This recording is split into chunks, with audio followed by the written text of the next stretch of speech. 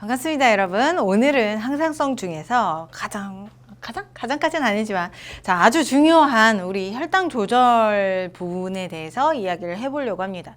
혈당 조절 파트 같은 경우는 우리 호르몬을 정확하게 기억을 하고 있으면 조금 쉽게 다가갈 수가 있어요. 호르몬에서 혈당량을 증가시키는 애들과 그 다음에 감소시키는 애들, 걔네들을 정확하게 기억하면 이제 서로의 연계성을 파악을 할 수가 있는 거죠. 먼저 이제 증가시키는 애들부터 나열을 한번 해보면, 이 중에서 첫 번째, 호르몬 중에서 첫 번째 당질 코르티코이드가 있습니다. 얘 같은 경우는 단백질과 지방을 포도당으로 변화시켜서 혈당량을 증가시키는 애였죠.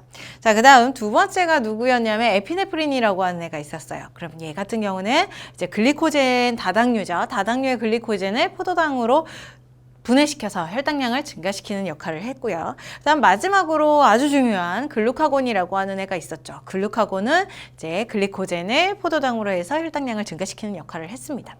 나머지 이제 혈당량을 감소시키는 애는 오로지 하나였어요. 얘가 누구였냐면 인슐린이요. 얘는 이제 포도당량이 있으면, 포도당이 존재하면 얘를 간에 가서 글리코젠으로 변형시켜서 저장하는 역할을 하는 게 바로 인슐린이다라고 알고 계실 거예요. 얘네들을 조금 구분하기 쉽게 한 사담을 얘기를 한번 해보면, 옛날 고리적 시절에 이제 사람들은 많이 못 먹고 살았다는 거죠. 옛날부터 잘 먹고 살지 못했고 많이 못 먹고 살았어요. 그래서 이렇게 많이 못 먹고 산 사람들은 혈당 조절에 앞서서 혈당량을 낮춰주는 역할을 하는 호르몬이 많이 필요 없었다라는 거죠.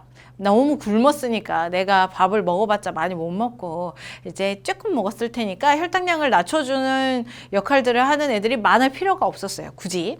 그런데 내가 많이 굶었으니까 평상시에는 혈당량이 많이 낮아진 상태겠죠. 그런 애를 업시켜줄 수 있는, 혈당량을 증가시켜주는 호르몬들은 굉장히 많이 필요했다. 그래서 세 가지고 그 다음에 낮춰주는 애는 한 가지고, 이런 여담들이 있습니다. 그래서 이런 여담들을 기억을 하고 혈당량 조절 호르몬들 이런 것들을 같이 연결시켜보면 조금 더 내가 이해하고 기억하기엔 좀 쉬울 수 있겠다라고 생각이 드네요. 그러면 우리 항상성 유지 중에서 혈당 조절 부분 바로 들어가 보도록 할게요. 혈당 조절이라고 하는 건 뭐냐면 혈액 속에 있는 포도당량을 일정하게 맞춰주려고 하는 게 바로 혈당 조절 파트예요. 혈액 속에 우리 포도당량을 약 0.1% 정도로 맞추려고 항상 노력을 하고 있어요. 우리 몸 같은 경우는. 그래서 이제 호르몬들 4가지를 이용을 해서, 당연히 3가지는 증가시키고 한 가지만 낮춰주는 거긴 하겠지만, 이 4가지를 이용을 해서 혈당 조절을 평상시에 하고 있다는 겁니다. 그러면 그 대표적인 애들 중에서 아주 중요한 2명, 그 중에 글루카곤과 인슐린으로 한번 얘기를 해볼게요. 교재에는 글루카곤, 인슐린이 있는데 얘네들은 대표적인 기량작용의 호르몬이죠. 그거 하나 잡아가고요. 기량작용. 얘네들은 기량작용이기도 하지만 같은 곳에서 분비가 돼요. 어디? 이자라고 하는 곳에서 분비가 된다는 거죠. 이런 이자의 내분비샘 중에서 알파세포, 베타세포 2가지가 있는데, 알파세포에서는 글루카곤이 나오고요. 그 다음에 베타세포에서는 인슐린이 나옵니다. 근데 얘네들이 각각 아무 때나 나오는 건 아니에요. 다른 이자를 자극해서 글루카곤과 인슐린이 나오도록 이제 명령을 내리는 체계가 존재하겠죠. 당연히 이제 우리 항상성 유지의 조절 중추인 시상하부요. 그 시상하부에서, 시상하부까지 쓸게요. 시상하부에서 명령을 내려요. 누구를 통해서 명령을 내릴 거냐면, 알파세포를 자극을 하는 것은 교감신경을 통해서 명령을 내릴 거예요. 내가 혈당량이 너무 낮아요.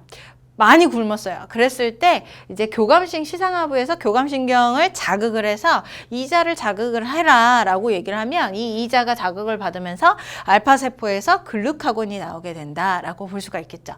이 글루카곤이 나오게 되면 무슨 역할을 하겠어요? 글리코젠을 포도당으로 만들어서 얘를 이제 혈액 속으로 보내주는 역할을 한다. 그럼 이런 과정들이 어디에서 일어났냐면 간에서 일어나요. 간에 저장돼 있던 글루카곤을 이제 분해를 해가지고 혈액 속으로 보내주는 역할을 하는 게 글루카곤이다.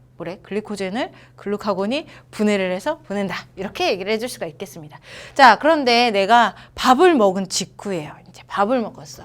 굶은 게 아니라 밥을 먹은 직후에는 시상하부에서 누굴 자극할 거냐면 부교감신경을 자극할 거예요. 부교감신경.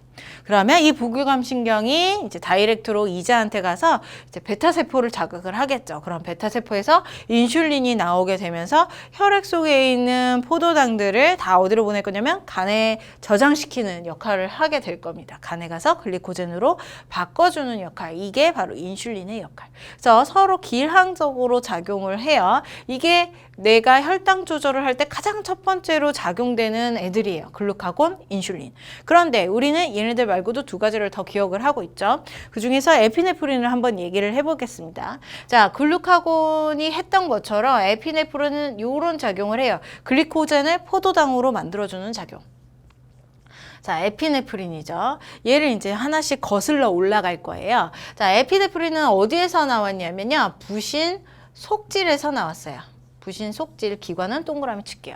자, 부신 속질에서 나왔어요. 그러면 이 부신 속질은 누가 자극을 하는 거냐면 교감신경이 자극을 해요. 교감신경이 자극을 한다. 누구가 중추가 되어서 시상 하부가 중추가 되어서 교감신경을 작용을 시키고 이 교감신경이 부신 속질에 작용이 됨으로써 부신 속질에서 에피네프린이 나오고 그 결과 이제 글리코젠을 포도당으로 만들어서 혈당량을 높여주는 역할을 한다라는 거죠. 그래서 전체적인 이 두 가지 기억을 하시고요. 그 다음 한 가지 더 있는데 이제 옛날 교과서는 개정되기 전에는 이 놈까지 포함해서 이 마지막 놈까지 포함해서 혈당 조절에 포함을 시켰어요. 그런데 개정이 되면서는 요놈 같은 경우는 이제 스트레스 호르몬이라고 하는 당질 코르티코이드를 얘기를 하는데 얘 같은 경우는 혈당 조절에 평상시에는 쓰이지 않고 있기 때문에 좀 배제하는 모습이 보이고 있습니다. 문제에서. 그래서 얘네들 이 중에서 당질 코르티코이드는 살짝 배제해서 생각을 해줄 필요가 있어요. 그래도 좀 알고 가는 것. 일단은 알고 가는 것. 자, 당질 코르티코이드를 얘기를 할 거예요. 자, 당질 코르티코이드는 단백질이나 지방을 분해를 시키는 놈이 당질 코르티코이드예요. 포도당으로 분해시키는 애. 자, 그런데 얘가 어떻게 분해를 시킬 거냐면 자리가 좀 애매하지만 자, 포도당으로 분해를 시킬 건데 얘가 당질 코르티코이드가 분해를 시킬 거다. 어디에서 나오는 놈이냐? 얘는 부신 속질이 아니라 겉질에서 나오는 놈입니다. 부신 겉질에서. 자, 부신 겉질은 누가 자극을 하는 거냐면 이렇게 더 많이 끌고 가서요. 자, 얘는요. 누구 자극 호르몬? 부신 겉질 자극 호르몬이 있어요. 누구냐면 ACTH자. 얘가 자극을 해서 부신 겉질에서 나오는 놈이에요. 그러면 ACTH 누군가를 자극하는 호르몬은 어디에서 나오느냐? 뇌하수체 전엽에서 나오겠죠.